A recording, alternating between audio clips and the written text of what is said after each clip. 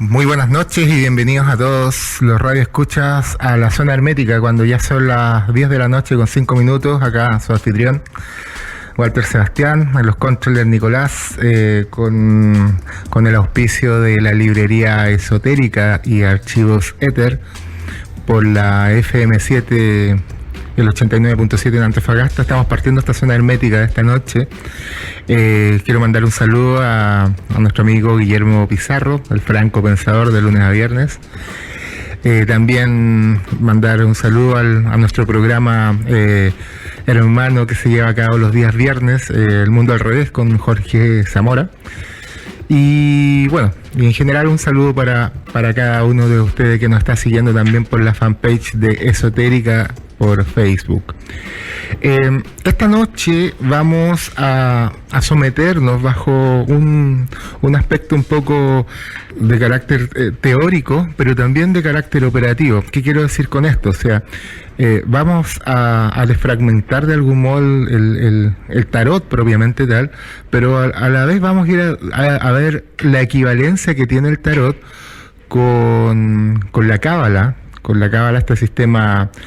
este sistema místico esotérico que se trabaja mucho en el judaísmo y también obviamente en los círculos de sociedades secretas y también dentro de la formación propia y mágica y el alfabeto hebreo. Entonces, para eso podemos hacer un poco de historia refiriéndonos al contexto del tarot y de esta especie de sincronicidad que se le da con el uso en general del tarot como herramienta prácticamente aludida a lo que son los senderos cabalísticos. Ya tenemos algunos indicios sobre ello con el trabajo que desarrolla Eliphas Levi y también la orden de la Golden Dawn, obviamente con el trabajo propio de la sincronicidad que tiene el tarot relacionado dentro de sus 22 senderos con también sus 10 emanaciones o Sefirat, para esta correlación con los arcanos propiamente tal. Bueno, como introducción, para ello, esta noche nos va a acompañar nuestro amigo de la casa,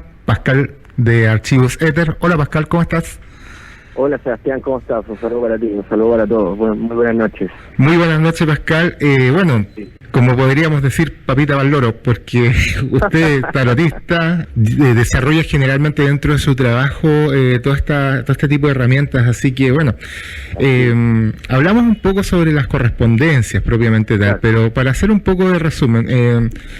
vamos a tratar de un poco de interiorizar a los auditores de qué se trata esto de la cábala, porque igual se debe tener una idea muy vaga del tema. Como tú sabes, por ejemplo, por dar un ejemplo burdo, en televisión se utiliza la palabra cábala para hablar de superstición, por ejemplo, para hablar, por ejemplo, de un amuleto.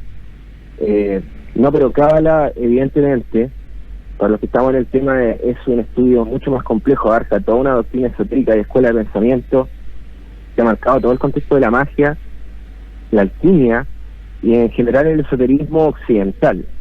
Entonces primero tenemos que profundizar en este aspecto de la cábala. La cábala, como dije, es una doctrina esotérica, es una escuela de pensamiento que evidentemente da origen con el Pentateuco, ¿cierto?, con la inspiración divina de Moisés que él recibe, pero según mi investigación no es hasta el año 600 antes de Cristo cuando se comienza a estudiar esto de cábala como tal, es decir, gematría, es decir, reconocer que existe un valor numérico detrás de cada letra hebrea y que por lo tanto existe un mensaje encriptado en el lenguaje, por ejemplo, del Antiguo Testamento, de la Biblia en general, de la Torá, estamos hablando, etcétera. Entonces, básicamente la cábala inicia más o menos 650 antes de Cristo y luego va pasando por diversas escuelas y se va luego uniendo a otras visiones esotéricas, incluyendo la griega. Hacemos ahí algo muy interesante en el periodo alejandrino,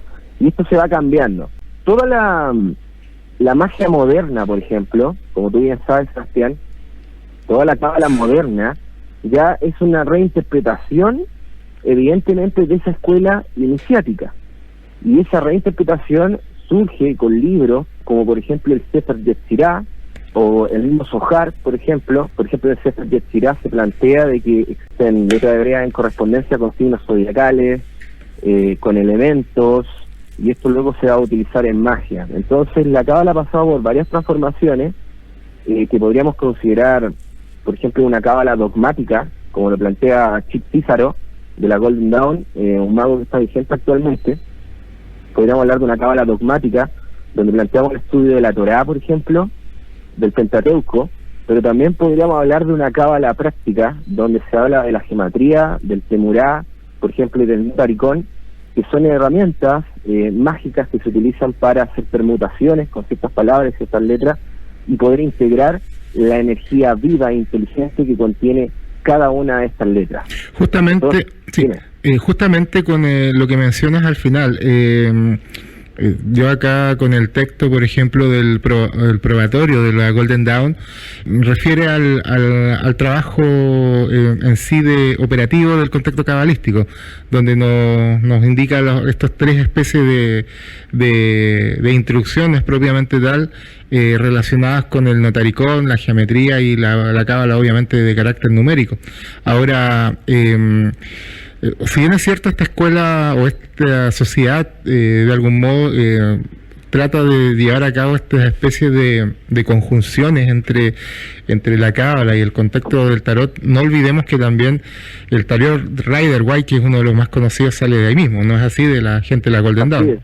Así es. Bueno, vamos a entender primero que la Golden Dawn, por ejemplo, así como otras escuelas esotéricas, como tú bien sabes, Sebastián, no toman lo que es la cábala, evidentemente la original, sino que va tomando reinterpretaciones de ciertos libros, como es el libro de la formación, como dije antes, que es el Sefer Yetzirah. Entonces, en el Sefer Yetzirah, por ejemplo, se plantean 32 senderos de sabiduría. Se parte hablando de 32 senderos de sabiduría, donde el Dios Todopoderoso ha grabado todo. Los 32 senderos de sabiduría hace referencia, como tú dijiste al principio, a las 10 sefirot y a las 22 letras hebreas. Se le llama sendero porque cada una de estas fuerzas inteligentes, arquetipos o energías inteligentes, al integrarla en la conciencia del ser humano, va integrando lo que es la totalidad, que desde el punto de vista de, por ejemplo, el cristianismo, se plantea una especie de caída, ¿cierto? Y yo creo que esto está muy relacionado a Adat, porque Adat está en el pilar del medio, voy a explicar luego eso, y es una sefirot que es invisible, y es la gnosis. Entonces yo entiendo que por la caída, por la supuesta caída que se plantea, nosotros hemos perdido la conexión con la totalidad como seres corpóreos que somos. Ahí podemos hablar de los destinos de las almas, etcétera. Y lo que plantea el árbol de la vida es volver a esa unificación, donde emerge la Ein Sof Or, o luz infinita, por ejemplo, que pasa por todos estos mundos cabalísticos, y ahí vamos tomando cada uno de estos senderos. Entonces, para trabajar con cada uno de estos senderos y ascender en el árbol de la vida, en el Sefer Yetzirah, por ejemplo, ya se planteaba trazar letras en el aire, por ejemplo, y eso es lo que se hace en magia moderna. Es decir, casi toda la magia actual se basa en este libro y en sus prácticas, en meditar en las letras, en trazarlas en el aire, en hacer hexagramas y pentagramas, por ejemplo, trazarle los puntos cardinales, y eso ya sería trabajar con la letra de una manera práctica para poder integrarla en magia cabalística, por ejemplo, en nosotros. De algún modo, resumiendo el concepto cabalístico, entendemos este sistema místico, mágico, operativo ya después de la creación, por ejemplo, de estas órdenes, bajo este sistema que refiere a 10 Sefirat que están unidas por 22 senderos. Antes de llegar a la primera Sefirat, que es Ketero, en este caso la corona, tenemos 3 velos, que en el fondo viene a ser el Ain Sof y el Ain Sof Or, ¿no es así? Y al final tenemos una Sefirat que está, entre comillas, oculta, que vendría a ser Dat, que es como el conocimiento, ¿no es así? Y esto se subdivide en 3 partes y también en cuatro mundos, ¿no es así? el contexto cabalístico. Un poco indícanos eso, por favor, Pascal. Estas tres partes que en el fondo vendrían a ser las tres tipos de fuerzas, las cuales está dividida la cábala y estos otros cuatro mundos, que en el fondo no son solamente los mundos, el mundo real propiamente tal. Claro, vamos a entender que estamos hablando del árbol de la vida. Trabajamos con un modelo, un esquema del universo, de la totalidad. Básicamente en el árbol de la vida se plantean 10 senderos de conocimiento, 10 sefirot. Ahora, esta Ein Sof Or que tú hablas se emana por arriba del Keter, que sería esta luz infinita, que pasa pues por todos estos senderos, pero también por estos mundos de la cábala. Entonces tenemos diferentes mundos de la cábala. Por ejemplo, tenemos el mundo de Atzilut, tenemos el mundo de Briah, tenemos Yetzirah y tenemos Asía. El mundo de Atzilut es un mundo divino arquetípico. El mundo de Briah es un mundo arcangélico, creativo. El mundo de Yetzirah es un mundo formativo, es el mundo astral. Y el mundo de Asía es el mundo físico. Uno tiene que ir ascendiendo por estos caminos o senderos y ir atravesando estos mundos hasta llegar a la conexión con la unidad, que en este caso se puede plantear como una conexión con Dios o Dios entendido como lo divino. Entonces hay ciertos ideales cabalísticos que se plantean y son de suma importancia para el estudiante, que es, por ejemplo, el destino del alma. Por ejemplo, ese es un camino que es muy importante para el cabalista, porque básicamente dentro del árbol de la vida se plantea que uno en este mundo hacia físico, por ejemplo, tiene que ir hacia la fuente. Esta fuente de emanación divina sería la Ein Sof Or por sobre el mundo hacia físico. Entonces, como se plantea la cábala, un alma que ha encarnado, ¿cierto?, en un cuerpo, y nuestro cuerpo es mutable, es físico, y esta alma está aquí para cumplir un destino cósmico que está también puesto en el árbol de la vida, porque existe también un árbol personal de la vida. Tú puedes sacar tu propio árbol personal de la vida. Ese es un ideal cabalístico, por ejemplo, que es muy importante dentro de la cábala, no solamente lograr la totalidad, sino tener conciencia de la posición del alma dentro del plano físico para poder luego ascender al plano astral, ¿cierto?, al plano creativo y plano arquetípico. Entonces, básicamente tenemos diferentes planos de existencia, donde si uno, por ejemplo, quiere hacer una magia con arcángeles, nos conectamos con el mundo de Ya. Si uno quiere hacer una magia, por ejemplo, solamente elemental astral, bueno, ahí estamos emanando desde el mundo de Yetzirah. Entonces hay diferentes tipos de planos de existencia que se plantea dentro de la cábala, y si nosotros vamos andando más, si te fijas, mucho más complejo de lo que se plantea, ¿cierto?, dentro de la especulación supersticiosa. Claro, claro. El tema más entretenido, claro. Ahora, no olvidar el concepto de estos tres pilares también, que en el fondo rigen lo que es la severidad, el central o el equilibrio, en el fondo conciencia, y el de la misericordia, que en el fondo podrían también subdividirse en lo que es el hombre, la mujer y el resultante, que puede ser el espíritu. Bueno, respecto a eso, un dato solamente pequeño, que evidentemente los estudiantes más avanzados deben saber. Como tú bien dices, el pilar del medio es importantísimo, porque básicamente en el pilar del medio se unifica la persona. Es como, de hecho, cuando uno, por ejemplo, hace un rito, por ejemplo, de alineación de chakras, por ejemplo, ¿cierto? Estamos hablando ahora ya de otra cosa, estamos hablando de chakras. Bueno, eso básicamente es equivalente a un rito del pilar del medio. Es el resultado de la unión de la dualidad. Y eso genera un eje en la persona, un eje central que lo pone en el espacio-tiempo. Es decir, las fuerzas superiores trabaja por sobre el mago o el practicante en este caso, y no el cuerpo. Es decir, las limitaciones trabajan o obstaculizan el destino cósmico de esa expansión del universo. Claro.